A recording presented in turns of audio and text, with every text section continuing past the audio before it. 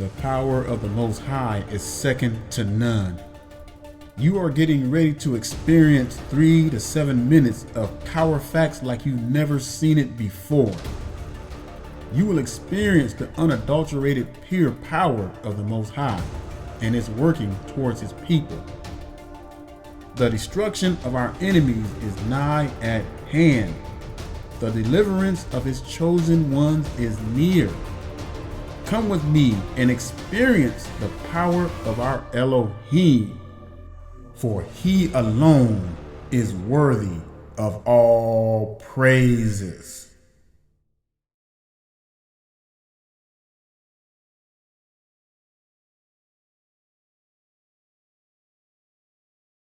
For lo, thine enemies make a tumult, and they that hate thee have lifted up the head. They have taken crafty counsel against thy people, and consulted against thy hidden ones. They have said, Come, and let us cut them off from being a nation, that the name of Israel may be no more in remembrance. For they have consulted together with one consent. They are confederate against thee.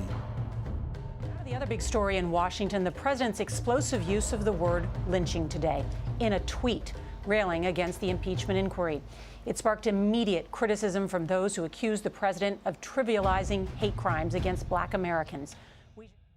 When Trump tweeted comparing the impeachment to a lynching, he didn't tweet it because he was being stupid.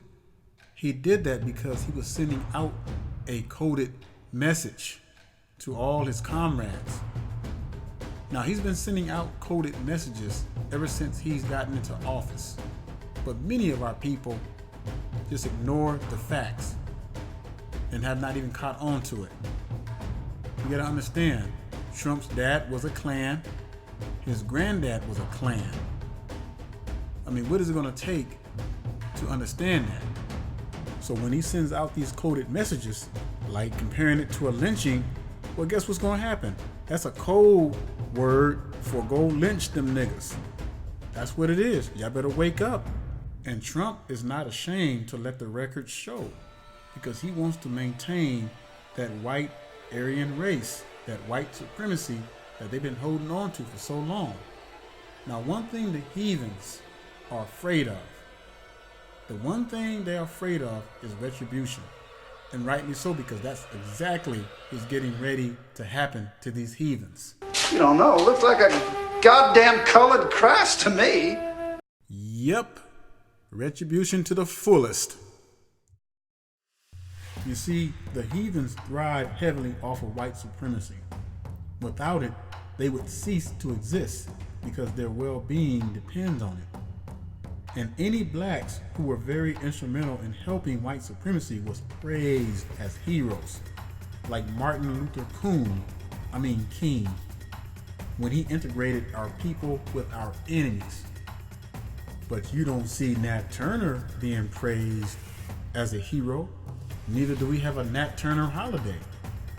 You don't see Gaspar Younger praised as a hero. Neither do you see a Gaspar Younger holiday. Why is that? Because they represent resistance. That is the worst fear of the enemy, and they know it. The Bible says in Matthew chapter 12, verses 28 through 29, But if I cast out devils by the Ruach Yahuwah, then the kingdom of Yahuwah is come unto you. Or else, how can one enter into a strong man's house and spoil his goods, except he first bind the strong man, and then he will spoil his house? So in other words, this current kingdom is not ours yet. Everything that was built in this world was built for the heathens.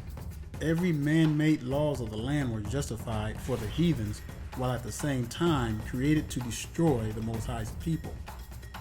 So how do we as a people of the Most High tear down these nations? Because last time I checked, we don't have an army, we don't have a political structure, we don't have any representatives to condemn those who shoot our people down in the streets. We don't have a financial empire. I mean, we're just a broken vessel as a people. So there's only one way, Zion, that these nations are going to be brought down to the ground, because it's going to take a power much greater than ourselves.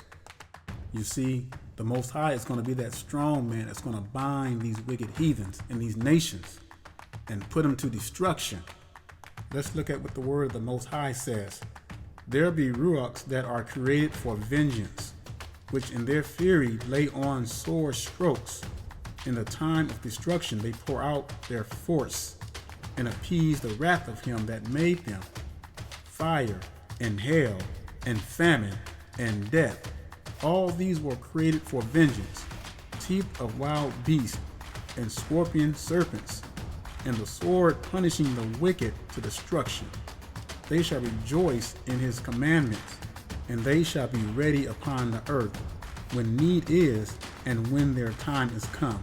They shall not transgress his word. There's coming a time, Zion, and happening right now, where the Most High is bringing these nations down little by little. And that little by little is increasing more and more. Everything the heathens built off the backs of slaves is getting ready to fall to the pits of hell. The heathens are scared and panicking. Their minds are fearing them for fear. And oh, Zion, you just wait, because you keep your eyes open, we're going to see much greater destruction than these.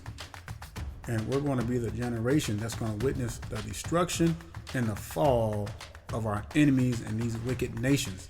And the Most High will deliver his chosen people.